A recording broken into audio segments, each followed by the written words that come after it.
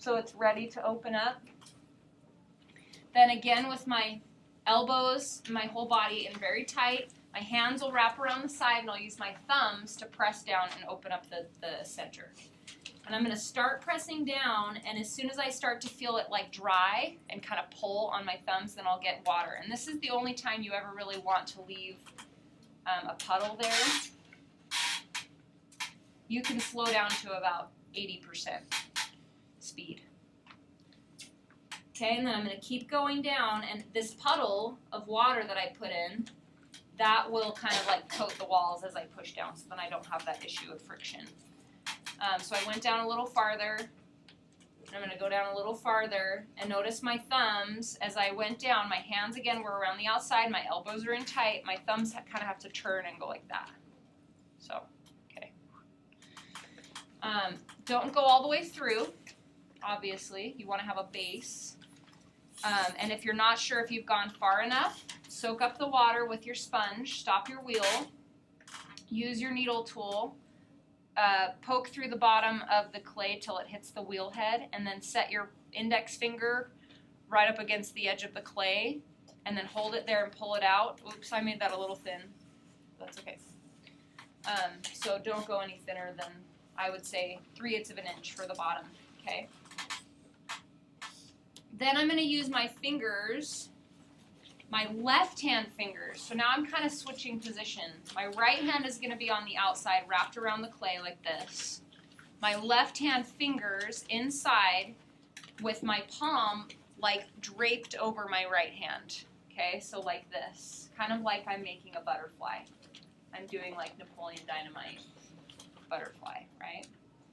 And then my fingers of my left hand are going to start to widen the bottom. So the inside at the bottom was like a little hole, skinny hole. I'm going to widen it to be like a flat base at the bottom. If I feel any friction or any pull, get a little stop and get a little more water. Don't have to stop your wheel, but now I'm going to slow down to about 60% speed, okay?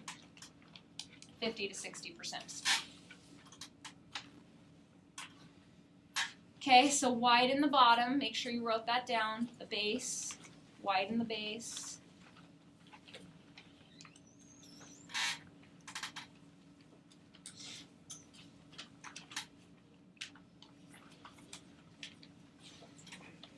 And I'm kind of like adding water and then using my sponge to soak it up at the bottom. So from this point on, I don't ever want to have a puddle in the bottom. If I leave water sitting, that will later turn into cracks. So no water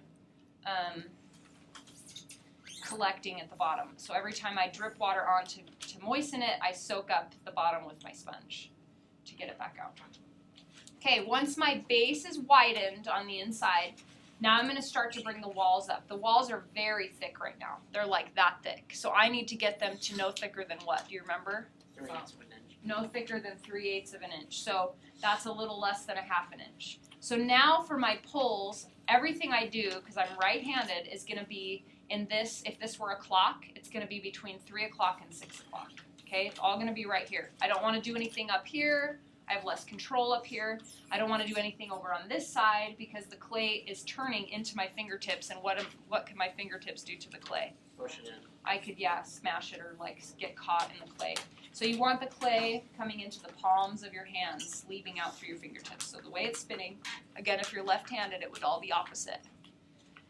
So I'm going to do pulls that consist of my fingertips opposite each other, pushing in to push the clay up. Again, elbows braced in really tight. I do everything at about 5 o'clock. Okay, right here. That's where I feel the most comfortable, the most control. Fingertips pointing downward. My hand is no longer wrapped around the clay like this. Don't do that, okay? My hands are braced together at the top. And most of my pressure is my outside hand pushing in. Oh, I have an air bubble. To my inside, against my inside fingertips. Again, if you feel friction, you stop and you can add a little more water.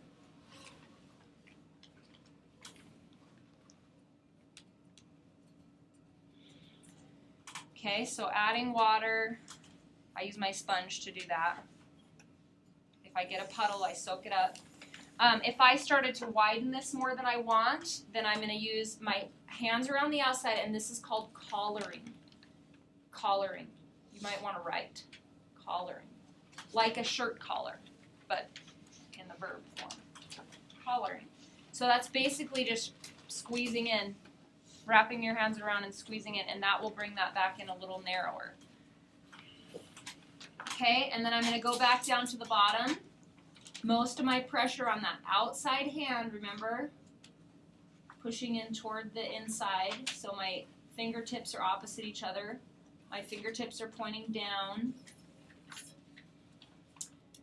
If I feel any friction, I'm going to stop really slow. Did you notice how slowly I let go and came away from the clay? Add a little bit of water. Now I'm going to start that pull right where I left off because I've gotten it thinner up to this point. So I don't want to start again from the bottom because then I've got this section up here that's thicker. So I'm going to start again right where I left off. Oh, and I want to slow down too a little bit at this point, by the way. So I'm going to go down to about 25 to 30% speed, okay?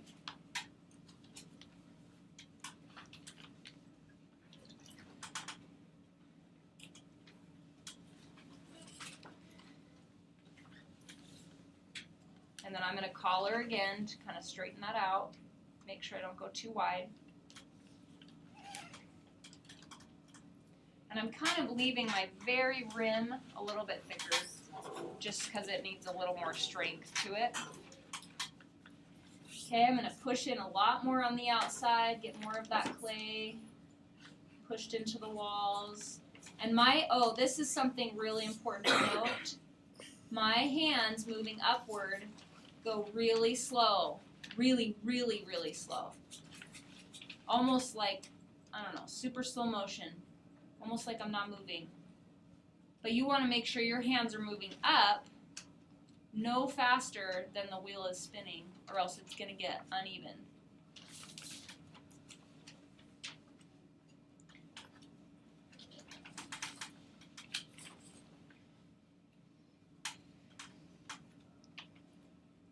Okay, and I'm going to collar in again.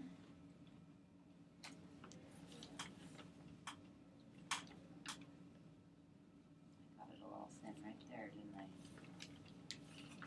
Okay, if you want to start shaping this, once you've gotten the walls to the thickness,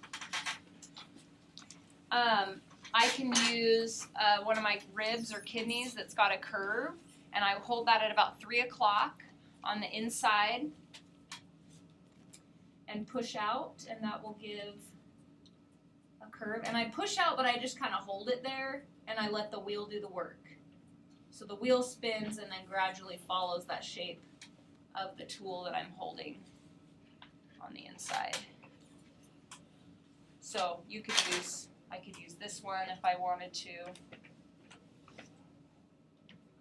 get the shape.